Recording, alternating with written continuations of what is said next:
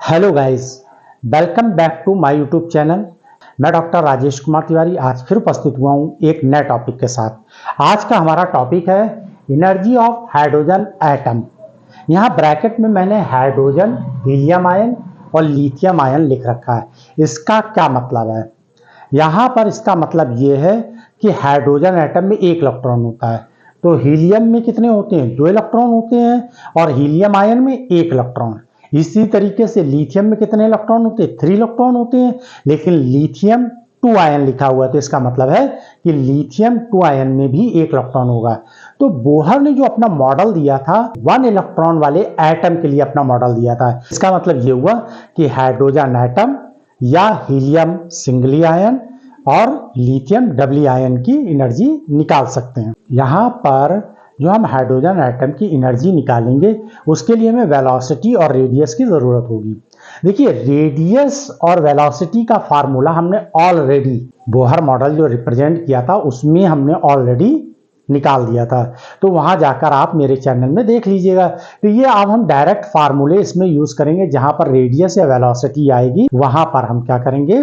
Direct use करेंगे। तो देखिए, यहां पर ये न्यूक्लियस है जिसका चार्ज हम कितना मान लें? Ze, और कैसा? प्लस। ये न्यूक्लियस हो गया, यानी एटम का न्यूक्लियस ये हो गया।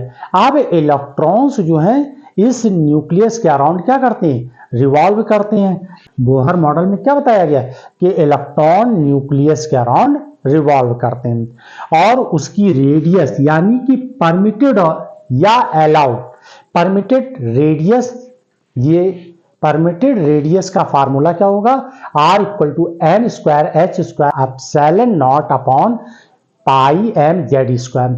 और जो ये इलेक्ट्रॉन यहाँ रिवॉल्व कर रहा है तो उसकी वेलोसिटी क्या होगी? v होगी, और वो वेलोसिटी किसके बराबर होगी? Ze² 2 epsilon not n h के बराबर। क्लियर है? अब देखिए, ये जो इलेक्ट्रॉन न्यूक्लियस के अराउंड रिवॉल्व कर रहा है, ये इलेक्ट्रॉन न्यूक्लियस के अराउंड रिवॉल्व कर रहा है, तो इसकी काइनेटिक एनर्जी भी होगी और इस एटम की पोटेंशियल एनर्जी भी होगी। क्लियर है ना? तो हम दोनों पहले एनर्जी निकाल लेते, काइनेटिक एनर्जी भी निकाल लेते और पोटेंशियल एनर्जी निकाल लेते हैं, और इसके बाद दोनों को ऐड कर देंगे तो हमें एटम की यानी हाइड्रोजन एटम की क्या मिल जाएगी? एनर्जी मिल जाएगी। अगर हम Z = 1 पुट कर देंगे तो हाइड्रोजन एटम की, इस तरीके से हम सिंगली इलेक्ट्रॉन वाले एटम की एनर्जी निकाल सकते हैं। तो देखिए, काइनेटिक एनर्जी क्या होगी? The kinetic energy of electron in nth permitted orbit is, kinetic energy का फार्मूला क्या होता है? ½ mv² होता है।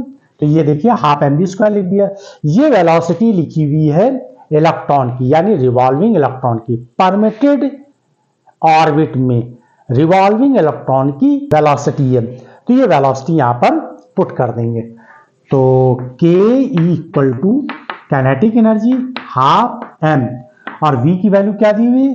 Ze² upon 2 epsilon not n h, और ये होल स्क्वायर हो जाए क्योंकि ये वेलोसिटी का स्क्वायर है यहाँ पर। अब इसको सॉल्व कर लीजिए, 1/2, और ये क्या हो जाएगा? 2 का स्क्वायर 4, तो यहाँ कितना आ जाएगा? 8 आ जाएगा। ये 8 लिख दीजिए, और ये m Z² e⁴, क्योंकि स्क्वायर है और यहाँ पर ये स्क्वायर है तो 4 हो जाएगा, और नीचे कितना आ जाएगा? एप्सिलॉन नॉट स्क्वायर n² और h²। ये काइनेटिक एनर्जी आ जाएगी, किसकी? इलेक्ट्रॉन की, रिवॉल्विंग इलेक्ट्रॉन की काइनेटिक एनर्जी हो जाएगी। अब हम यहाँ पर पोटेंशियल एनर्जी फाइंड कर लें, यानी कि जो भी हम ये एटम लेंगे इस एटम की पोटेंशियल एनर्जी क्या होगी वो निकाल लेते हैं यहाँ पर। तो द पोटेंशियल एनर्जी, और यहां पर लिख दीजिए इलेक्ट्रोस्टैटिक पोटेंशियल एनर्जी। इलेक्ट्रोस्टैटिक्स क्यों? अभी इसका रीजन बताएंगे। Of atom is, potential energy को P से रिप्रेजेंट करेंगे, और ये वैल्यू क्या आएगी इसकी? पोटेंशियल एनर्जी का फार्मूला क्या होगा? देखिए, इलेक्ट्रोस्टैटिक पोटेंशियल एनर्जी हम बोल रहे हैं। यहाँ देखिए, ये क्या लिखा है? Ze, और ये क्या है? इलेक्ट्रॉन है। दोनों चार्ज है कि नहीं है? अगर हम इसको Q1 चार्ज के इक्वल मान लें और इसको Q2 के इक्वल मान लें, क्लियर है? इलेक्ट्रोस्टैटिक पोटेंशियल एनर्जी का फार्मूला क्या होता है? 1/4πε0 Q1 Q2 अपॉन R। ये तो वैल्यू होती है। आर क्या है, इन दोनों चार्ज के बीच की डिस्टेंस हो गई। तो 1/4πε0 Q1 की वैल्यू क्या पुट कर दें, Ze, और Ze कैसा है, पॉजिटिव चार्ज है, और यहाँ इलेक्ट्रॉन कैसा है, नेगेटिव चार्ज है। तो यहाँ पर लिख दीजिए -e, और बीच में इन दोनों के बीच की डिस्टेंस कितनी, r। तो ये इलेक्ट्रोस्टैटिक्स चार्ज हो गया। तो इसकी वैल्यू क्या आ जाएगी यहाँ पर, तो यहाँ पर पोटेंशियल एनर्जी क्या होगी, पोटेंशियल एनर्जी होगी -1/4πε0 Ze²/r। देखिए Ze और E का मल्टीप्लाई करेंगे तो E² हो जाएगा, माइनस साइन आगे आ जाएगा। तो यही फार्मूला यहाँ पर आ जाएगा। क्लियर है। अब यहाँ पर R की वैल्यू पुट कर दीजिए। R की वैल्यू देखिए वहां लिखी हुई है, वो R की वैल्यू इसमें पुट कर दीजिए, -1/4πε0। तो ये ऐसे लिखा है, Ze² भी ऐसे लिखा है। तो R की वैल्यू पुट कर दीजिए यहाँ पर, n² h²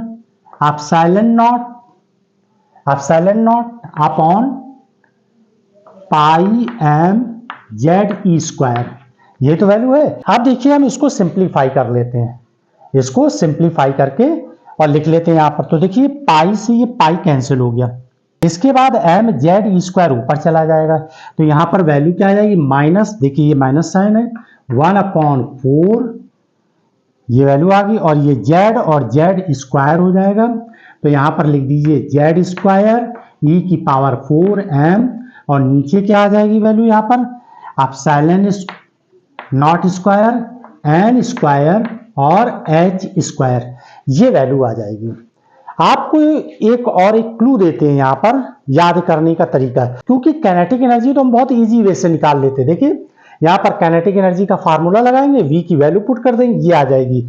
आप जरा नोट करिए यहाँ पर जो काइनेटिक एनर्जी की वैल्यू आई है वही देखिए पोटेंशियल की आई।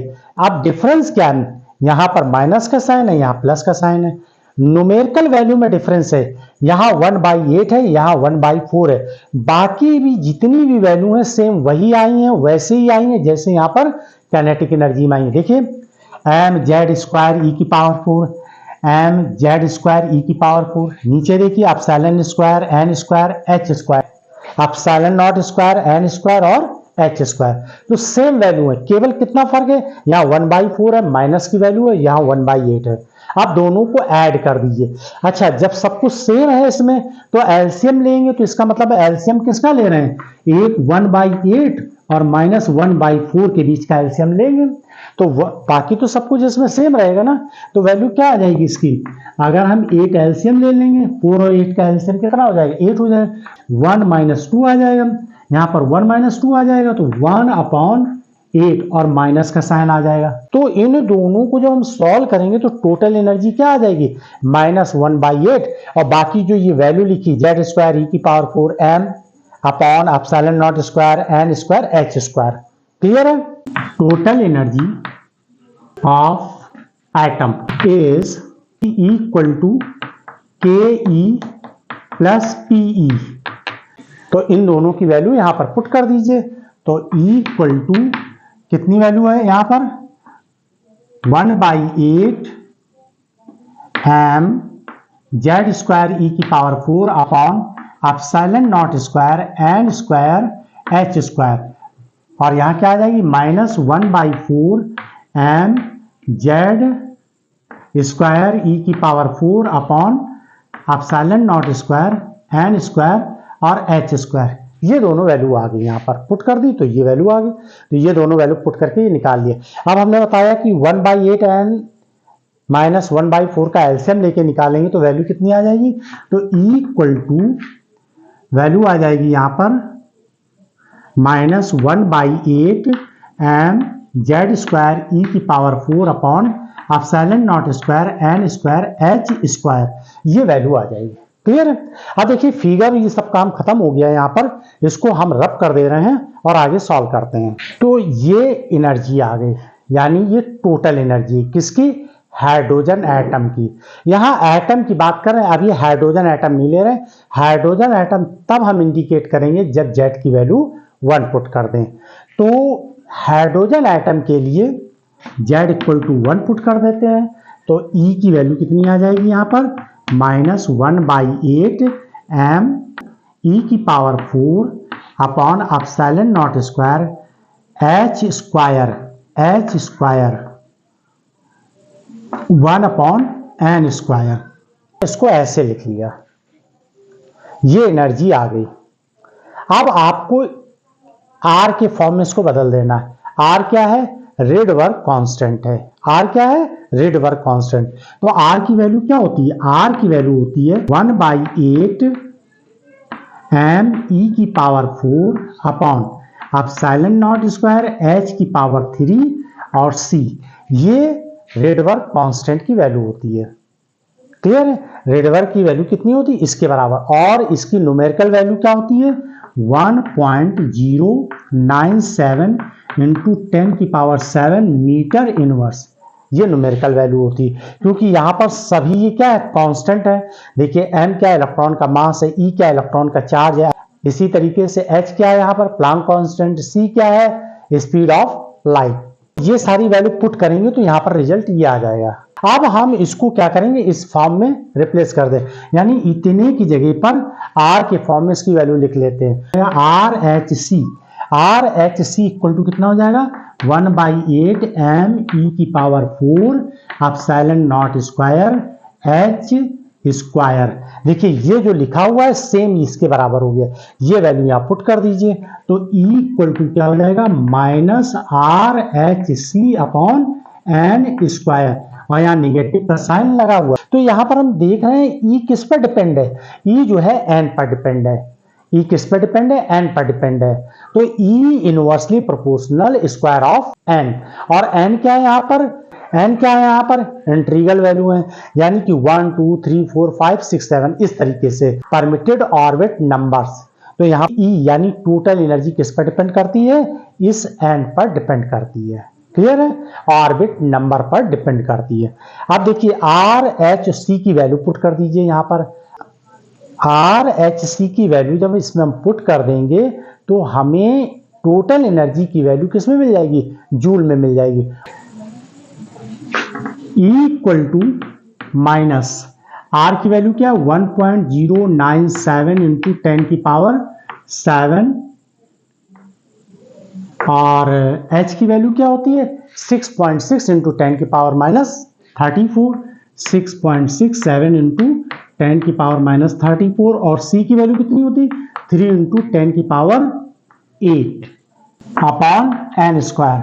पूरा इसको हम कैलकुलेट कर लेंगे तो ये वैल्यू आ जाएगी। यहाँ पर कैलकुलेट करेंगे तो माइनस 21.95 अप्रॉक्सी मान लीजिए, ये हमने कैलकुलेट किया है, ये लगभग इसी की आएगी 21.95 इंटू 10 की power minus 19 upon n square. और ये किस में वैल्यू है? जूल में है। ये किस में वैल्यू है? जूल में है। अब इसमें क्या करेंगे हम? 1.6 इंटू 10 की पावर माइनस 19 से डिवाइड कर देंगे तो ये वैल्यू आ जाएगी एनर्जी की इलेक्ट्रॉन वोल्ट में। तो E equal to minus 21.95 into 10 की पावर माइनस 19, और किससे डिवाइड कर देंगे? 1.6 इंटू 10 की पावर माइनस 19 से डिवाइड कर देंगे, और ये एन स्क्वायर ऐसे लिखा रहा है। तो ये जूल में, जूल की जगह एनर्जी किस में हो जाएगी? इलेक्ट्रॉन वोल्ट में हो जाएगी। तो 19 10 की पावर माइनस 19, 10 की पावर माइनस 19 कैंसिल हो गया, और ये इसमें डिवाइड कर देंगे तो माइनस 13.6। तो यहां पर E की वैल्यू कैसी आई? Minus 13.6 upon n square. Clear है? अगर n की जगह हम 1 पुट कर दें तो हमें वैल्यू कितनी मिलेगी? यानी फर्स्ट ऑर्बिट के लिए, तो फर्स्ट ऑर्बिट के लिए E की वैल्यू हो जाएगी माइनस 13.6 इलेक्ट्रॉन वोल्ट। क्लियर है? n इक्वल टू 1 पुट कर दें। अगर हम इसी तरीके से सेकेंड ऑर्बिट की एनर्जी निकालें तो सेकेंड ऑर्बिट के लिए हमें क्या हो जाएगी? यहां पर E2 कर देंगे तो E2 के कितनी वैल्यू आ जाएगी? 13.6 तो ऐसे रखेंगे, और यहां पर 2 पुट करेंगे तो 2 का स्क्वायर करेंगे तो कितना आ जाएगा? 4 आ जाएगा। तो यहां पर ये हम डिवाइड कर देंगे तो 13.6 में 4 से डिवाइड कर दिए तो वैल्यू कितनी आ जाएगी? माइनस इसमें डिवाइड करेंगे तो 3.4 इलेक्ट्रॉन वोल्ट, ये एनर्जी आ जाएगी। यानी सेकेंड ऑर्बिट में इलेक्ट्रॉन की एनर्जी कितनी होगी? यहां पर -3.4 इलेक्ट्रॉन वोल्ट।